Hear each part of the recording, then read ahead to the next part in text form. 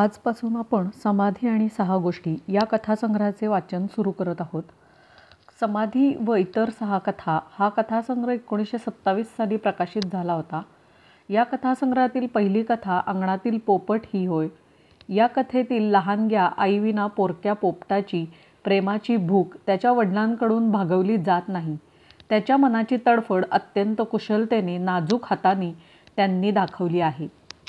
पोपट, आज जाऊ नको बरे, भाई रागवतील. शेठ नानूभाई यांच्या घरापुढील अंगणात एक 6 वर्षाचा बालक हातात लाकडाचा एक हिरवा पोपट घेऊन उभा होता. ऑफिसमध्ये भाईसाहेब आपल्या 2 कारकुनांबरोबर लांब लांब कागद घेऊन कायसे करीत बसले होते. डाव्या बाजूच्या दरवाजातून एक गतदवा तरुणी त्या बालकाला हा मनाई हुकूम सोडत होती. मुंबईतील गिरगाव बॅकरोडवरील एक बंगला भाईसाहेबांनी स्वतःकरता 1908 साली विकत घेतला. या बंगल्याचा एक विशेष हा होता की त्याच्यापुढे एक त्रिकोणी अंगण ठेवले असून त्याच्या दोन्ही बाजूंनी 3 मजली इमारत उभी होती व तिसऱ्या बाजूने भिंतीचा सुमारे 1 पुरुषभर कठडा असून मध्ये त्याला एक फाटक होते. त्या अंगणाला गुळगुळीत शहाबादी दगडाची फरशी केलेली असून फाटकातच चढावयाला 4 पायऱ्या होत्या. नानूबाई हे मुंबईच्या दलालाच्या धंद्यात एक निष्णात गृहस्थ होते. यांचा जन्म बारडोलीत झाला होता. वडिलांच्या नोकरीमुळे ते जे एकदा मुंबईला आले ते बारडोलीचे नाव देखील विसरले. नानूबाईंचे वडील आमरण एका पेढीवर कारकून होते. त्यांनी बरीच इस्टेट भाईसाहेबांना ठेवली होती. त्यांच्या समजुतीप्रमाणे आपल्या जातीतील एका कुलीन वधूबरोबर त्यांचा विवाह लावून दिला होता. गिरगावात एक घर विकत घ्यावयाला आपल्या अंतिम समयी त्यांनी सांगून ठेवले होते. त्याचप्रमाणे विकत घेतलेले हेच वर सांगितलेले घर होय. अशा रीतीने 1908 साली भाईसाहेबांचा संसार सुरू झाला. भाईसाहेबांची मनोवृत्ती लोक म्हणतात आजन्म मुंबईत राहिल्यामुळे एका विशेष प्रकारामुळे व्यापारी बनली होती. काही वर्षांनी त्यांना एक पुत्ररत्न प्राप्त झाले. पण सर्व संसारात त्यांची वृत्ती अनासक्त होती. वैराग्यामुळे नव्हे हे खास, पण दुसऱ्या कशामुळे तेही सांगता येत नाही. पण बायका मुलांना घरातील कर्त्या मनुष्याने आपली ज्या प्रकारे विचारपूस करावीशी वाटते तशी ते करत नव्हते एवढं मात्र खरे. भाईसाहेबांनी पत्नीच्या त्यांच्या वय माझ्या लक्षात नाही. लोक त्यांना बाई म्हणत. हे त्यांचे माहेरचे नाव होते एवढे मला आठवते. अंगावर सर्व जबाबदारी टाकली होती. भाईसाहेबांना त्यांच्या स्वतःचा व्यवसायच पुरेसा होई. महिन्याकाठी पत्नी मागेल ती रक्कम त्यांच्याकडे ते देत. नोकर चाकरांकरवी बाई सर्व कामे करवीत. एकदा स्नानाला, 2दा चहा फराळाला, 2दा जेवणाला व रात्री फार उशिराने निजावयाला भाईसाहेब डाव्या बाजूच्या इमारतीत येत. पेढीचे सर्व काम ते स्वतः आपल्या नजरेखाली कसून करीत व त्याचे फल म्हणजे त्यांची वाढती सधनता होती. घरात कोणी आजारी पडले तर ते डॉक्टरला बोलवण्यास सांगत. खुद्द रोग्याजवळ त्याच्या आजाराची प्रत्यक्ष चौकशी त्यांनी कधीच केली नाही. स्वतःच्या मुलाला देखील त्यांनी कधी उचलून घेतले नाही. आपल्या लाडक्या मुलाचे नाव बाईंनी पोपट असे ठेवले होते. छोटा पोपटलाल आनंदी गडी होता. त्याला पोपटाची फार आवड असे. गॅलरीत पितळी पिंजऱ्यात त्याचा आवडता पोपट टांगला होता. त्याच्या हातात लाकडी हिरवा पोपट होता. घरातल्या मंडळींचा आवडता पोपट अंगणात खेळत होता. नर्मदा मावशींनी त्याला कशिद्याचा एक पोपट काढून दिला होता. म्युनिसिपल शाळेतील ओळखीची मुले पोपटलालला जाता येता हाका मारीत. पोपटाला फाटकाबाहेर जाण्याची बंदी होती. अंगणाच्या आकुंचित क्षेत्रात पोपट स्वच्छंदपणे बागडत असे.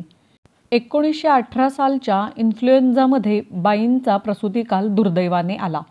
तापामुळे त्यांना अकाली प्रसूती होऊन त्याचे दुखणे विकोपास गेले. मुंबईच्या सर्व डॉक्टरांच्या अगदी समोर पण पतीचे दर्शन न घेता बाईंनी इहलोकीचा संसार संपवला. भाईसाहेबांना दुखणाइताजवळ बसणे आवडत नसे. ते आपल्या खोलीत जाऊन बसले. त्यांना यायला 1 मिनिट उशीर लागला. इहलोक सोडून जाताना बाईंनी नर्मदेला पोपटाला सांभाळण्यास सांगितले. बाई कायमच्याच गेल्या. नर्मदेला रडता घर थोडे झाले. बहिणींचा अगदी एक जीव असे. त्या दिवशी पोपटाला शेजारच्या घरात खेळावयाला नेले होते. पोपट ऐनवेळीच धावत आलाच व त्याने आपल्या जात्या मातेचे शेवटचे दर्शन घेतले. मातेला मात्र मुलाचे दर्शन झाले नाही. पोपटची समजूत होती आईला चौघांनी उचलून दवाखान्यात नेले. अनेक वेळा तो नर्मदेला विचारी, आई केव्हा ग दवाखान्यातून परत येणार. बिचाऱ्या नर्मदेला रडू कोसळले. नर्मदा त्यानंतर लवकरच आपल्या घरी गेली. 3 महिन्यांनी नर्मदा परत आली. तिच्या कपाळी कुंकू नव्हते. आल्याबरोबर पोपटने विचारले, नर्मदा मावशी, कुंकू लावायला विसरलीस होय? नर्मदेच्या नेत्रांसमोर सूर्य फिरू लागले. नर्मदेच्या सासरची सर्व माणसे साथीत संपली.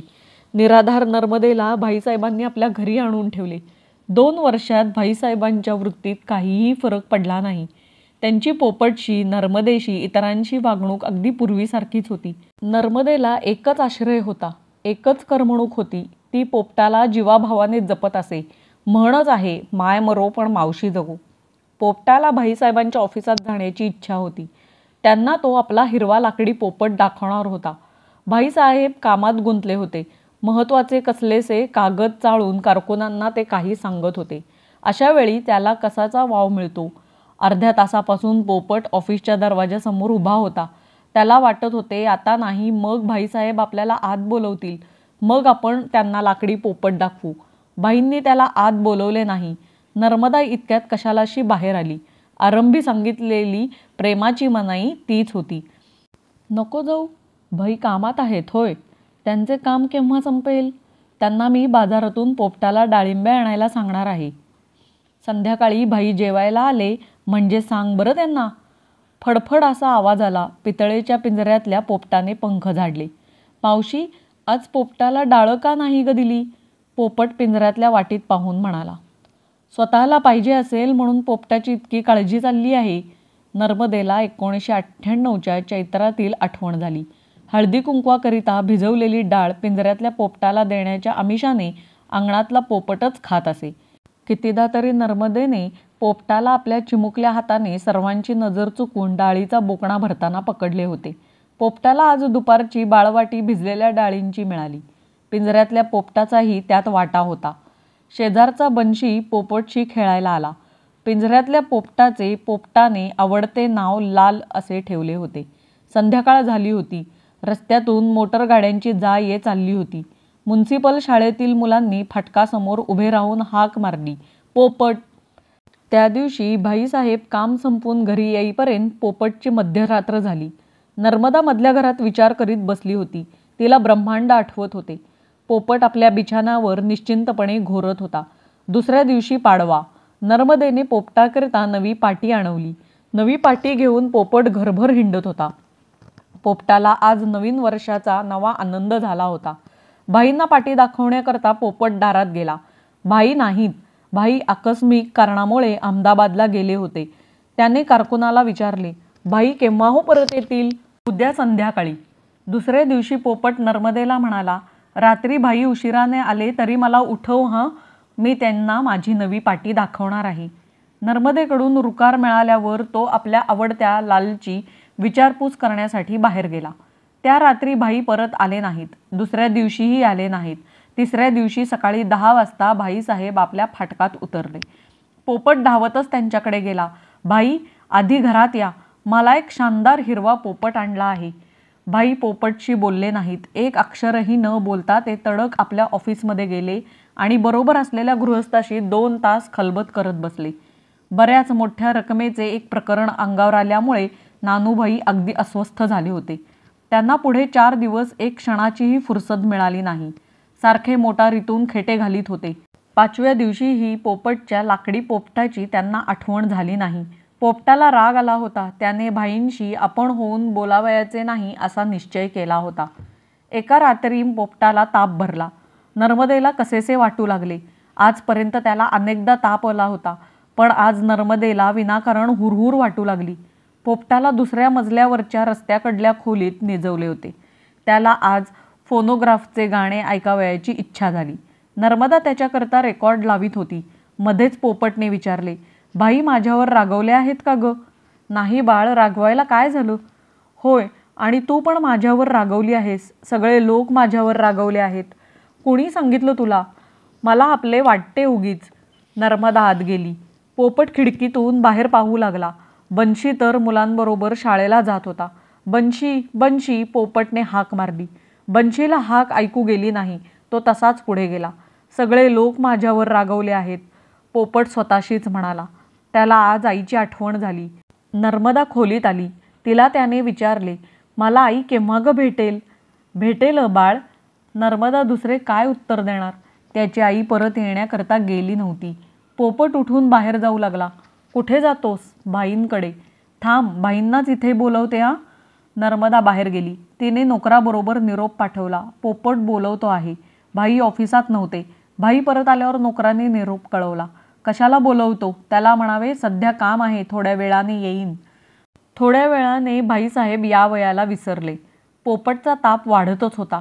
काही केल्या ताप उतरत नाही असे पाहून डॉक्टरांच्या सल्ल्याने नर्मदा त्याला घेऊन माथेरानला गेली. तिथे मोटारगाड्यांची सतत जा ये नव्हती. तिथे म्युनिसिपल शाळेतील मुले फाटकासमोर उभे राहून पोपट म्हणून हाक देत नव्हती. पोपटाच्या प्रकृतीला सुधार म्हणून पडला नाही. तिसरे दिवशी त्याला भ्रम झाला. बेशुद्धीत तो बडबडत असे, भाई, सगळे लोक माझ्यावर रागवले आहेत. नर्मदेने भाईसाहेबांना लिहून कळवले. बाळ आपली फार आठवण काढतो आहे, एकदा येऊन जा. आई अंतरली. बाप परका झाला. पोराने धास्ती खाल्ली. तो म्हणू लागला, माई, तू नाही ना माझ्यावर रागवलीस? भाईसाहेबांनी जाण्याची दिरंगाई केली. दुसऱ्या दिवशी तार आली. कम ओव्हर ॲट वन्स. एकदा निघून या. भाईसाहेब गेले. पोपटाने त्यांना ओळखले नाही. सगळे लोक माझ्यावर रागवले आहेत हा त्याचा एकच महामंत्र होता. 5व्या दिवशी घरातल्या पितळी पिंजऱ्याचा दरवाजा नोकरांनी निष्काळजीपणाने उघडा टाकला.